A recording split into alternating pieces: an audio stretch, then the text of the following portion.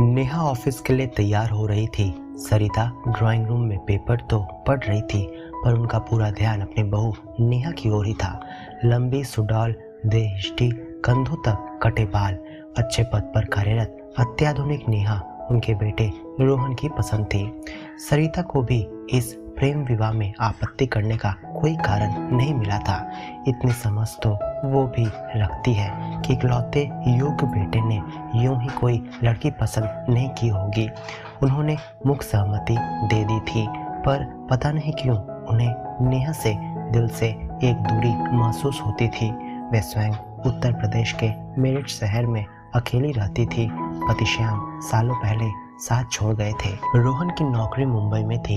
उसने जब भी साथ रहने के लिए कहा था, सरिता ने यह कहकर टाल दिया था, सारा जीवन यही तो बिताया है, पास पड़ोस है, संगी साथी है, वहाँ मुंबई में शायद मेरा मन ना लगे, तुम दोनों तो ऑफिस में रहोगे दिन भर, अभी ऐसे ही चलने दो, जरूरत हुई तो तुम्हारे पास ही आऊंगी, और कौन है मेरा। साल में एक आध बार वे मुंबई आ जाती है, पर यहाँ उनका मन सचमुच नहीं लगता। दोनों दिन भर ऑफिस में रहते हैं, घर पर भी लैपटॉप या फोन पर व्यस्त दिखते। साथ बैठकर बातें करने का समय दोनों के पास अक्सर नहीं होता। ऊपर से नेहा का मायका भी मुंबई में ही था। कभी वो मायके चली जाती तो घर उन्हें और भी खाली लगता।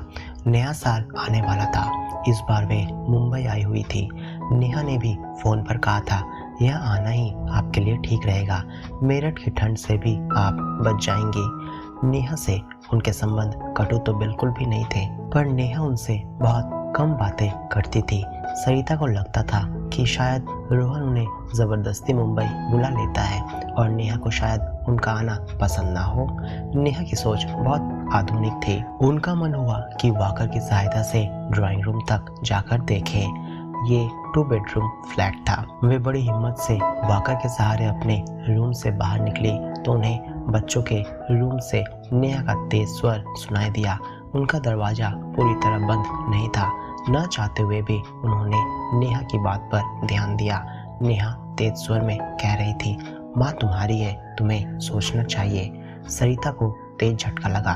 मन आहत हुआ कि इसका मतलब मेरा अंदाजा सही था कि नेहा को मेरा यहाँ आना पसंद नहीं। अब इतना स्वाभिमान तो मुझ में भी है कि अब बेटे बहू के घर अवांछित से नहीं रहूंगी। फिर फैसला कर लिया कि जल्दी वापस चली जाएगी, अकेली रह लेगी, पर यहाँ नहीं आएंगी।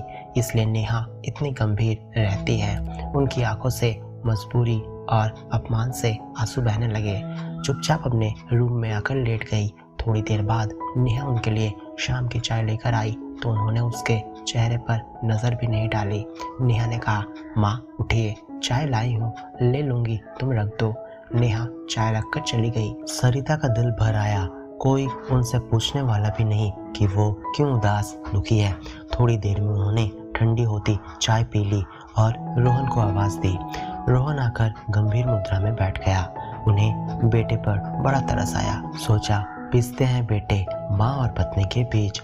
बेटा भी क्या करे, नहीं वो बेटे की गृहस्थी में तनाव का कारण नहीं बनेगी। सोच सरिता बोली, रोहन प्लास्टर करते ही मेरा टिकट करवा देना। कोशिश करने लगी कि क्या फिर मेरी उपस्थिति को लेकर दोनों में झगड़े हो रहे हैं। रात को तो पार्टी है और अब ये झगड़ा, वो भी उसके कारण। आंसू बह निकले।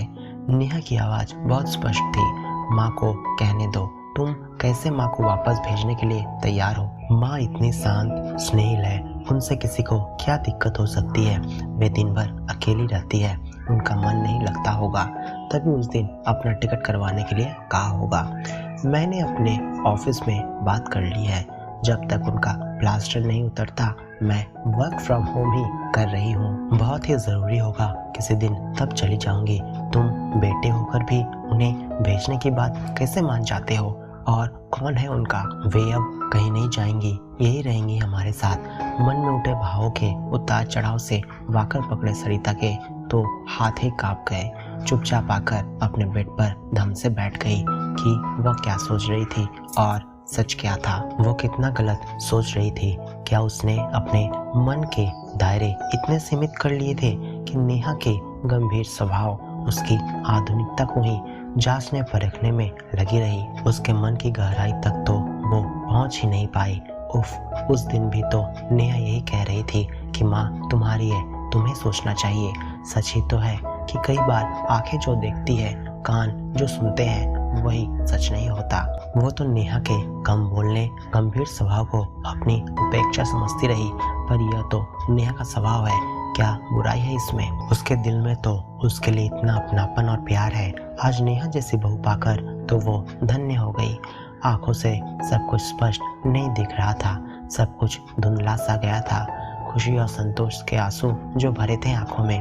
तभी नेहा चाय लेकर अंदर आ गई। सरिता को विचार मग्न देखा, पूछा क्या सोच रही है माँ। सरिता को कुछ समझ नहीं आया तो हैप्पी न्यू ईयर कहते हुए मुस्कुराकर अपनी बाहें फैला दी।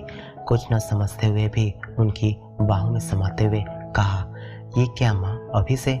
सरिता खुलकर हंस दी। हाँ, अचानक अपने दिल में अभी से नववर्ष का उल्लास, उत्साह अनुभव कर रही हूँ। नए साल का स्वागत नई उमंग से करने के लिए सरिता अब पूरी तरह से तैयार थी। नेहा के सिर पर अपना स्नेह भरा हाथ फिराकर मुस्कुराते हुए चाय का आनंद लेने लगी।